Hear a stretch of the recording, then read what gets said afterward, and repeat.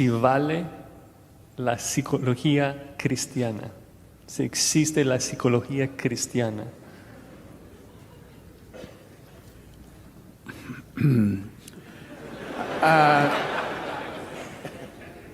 Para empezar, la psicología es una ciencia inexacta que comenzó tal vez en el siglo pasado. No es algo que a través de la historia de la redención la Iglesia fue expuesta a la psicología. Es algo que él usó un nombre en particular. Freud y Rogers y todos esos son caracteres, individuos, tíos del siglo pasado. A menudo mi pregunta surge, ¿qué hubiera hecho Pablo si no hubiera tenido entrenamiento en psicología, como hoy se pretende que un pastor debe ser entrenado en psicología para realmente poder aconsejar, especialmente si es psicología cristiana? Mi pregunta es, ¿qué es eso? Porque es una mezcla de dos términos que no sé, psicología y cristianismo no creo que son compatibles. Entonces,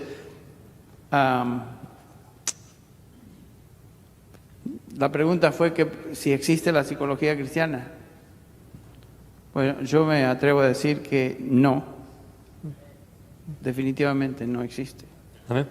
No, ilustrando lo que dijo Henry, cuando Pablo escribe 2 de Timoteo, su última epístola, ya por lo que vemos en Hechos 17, él obviamente estaba versado, conocía la filosofía griega, conocía a los poetas, porque cuando está ahí en el Areópago en Atenas cita ahí a dos, por lo menos.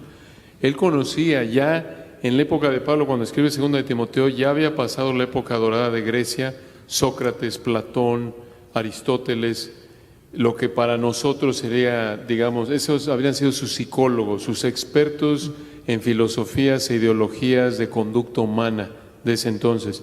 Sin embargo, le dice claramente a Timoteo, 2 de Timoteo 3:15 hasta el final del 4, que la palabra de Dios es suficiente para salvar, lo acabamos de citar, es suficiente para hacerte sabio para la salvación, y luego toda la Escritura es inspirada por Dios, útil, y después para enseñar, redarguir, corregir, instruir en justicia, a fin de que el hombre de Dios sea perfecto, enteramente preparado para toda buena obra. No incluyó, no le dije, por cierto, Timoteo, ahí sazónalo con un poquito de Aristóteles, o métele ahí a Platón, ¿te acuerdas ahí los cursitos que te di?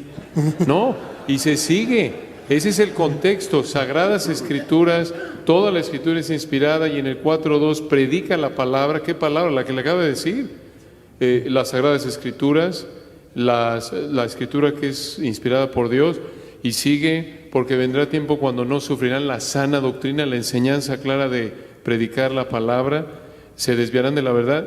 No le dijo nada, aunque encima de eso podríamos hacer una evaluación, y hasta a lo mejor Sugel en un minuto aquí nos dice qué está mal con la psicología. Bueno, es que la psicología, tal como nosotros la conocemos en el día de hoy, es absolutamente opuesta al Evangelio.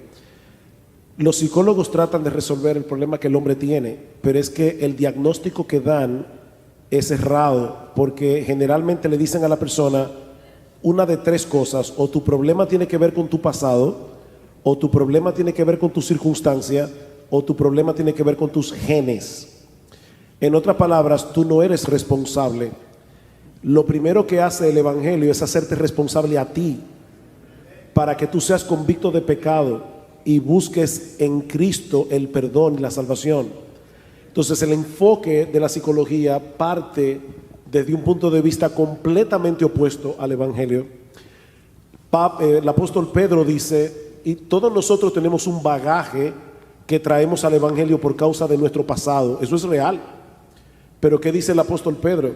Nosotros fuimos rescatados de la vana manera de vivir que heredamos de nuestros padres, no con cosas corruptibles como oro o plata, sino con la sangre preciosa de Cristo. Entonces yo no puedo decir, bueno, la razón por la que yo no amo a mi esposa como debiera amarla es porque mi papá era un abusador, que por cierto no lo era, pero estoy haciendo un ejemplo. Y entonces yo vi eso en mi casa, Pedro me diría: mi hijo, tú fuiste rescatado de esa vana manera de vivir. Ama a tu esposa como Cristo amó a la iglesia, porque ahora tú tienes el Espíritu Santo si eres creyente y puedes amarla a ella aunque tú no viste ese patrón en tu casa.